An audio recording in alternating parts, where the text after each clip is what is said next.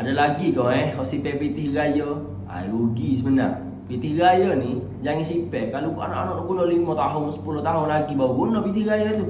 Anak-anak kecil lagi, pitih raya nak buat apa dia? Moleknya sipir mah. Mah ni kita tahu nilai dia naik. Sebenarnya bukan nilai dia naik, tapi duit yang kita sipir tu nilai dia kau turun inflasi. Jadi duit raya anak-anak tu kalau sipir 3,000, contohlah 3,000 ada dia. Cuma tu lah 3,000 tak naik dah.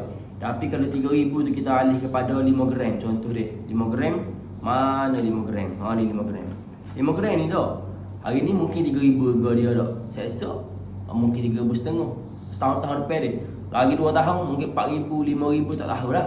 Jadi mah ni kita tahu dah aset yang memegang nilai. Dia pegang nilai hak kita ada tu. Kalau 3,000 dia situ lah 3,000 tak naik dah. Jadi moleknya pitih raya anak-anak tak kira lah 1,000 ke, 100 ke, 200, 500 alih kepada simpanan mah. Gana 100 yang nak simpan mah dia melalui akaun public goal. Akaun public goal ni daftar percuma je. Lepas tu saya bimbingnya percuma juga. Saya ajar, saya guide macam mana cara nak beli tu percuma, tak kena bayar pun. Lepas tu boleh simpan serendah 100 riyal. Nak simpan hari ni boleh, nak simpan tahun depan pula pun boleh, tak ada masalah. Tidak terikat dengan bulan ni pun. Jadi, hak mana nak buka akaun public goal untuk anak-anak, nak simpan pitih raya anak-anak. Tahun depan simpan pula pitih raya anak-anak. Lagi 2 tahun pula nak simpan pula pitih raya anak-anak.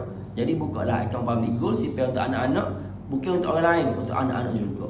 Jadi nak tanya tentang emas dan public goal, boleh WhatsApp ke hangpa. Nanti saya bantu sebaiknya.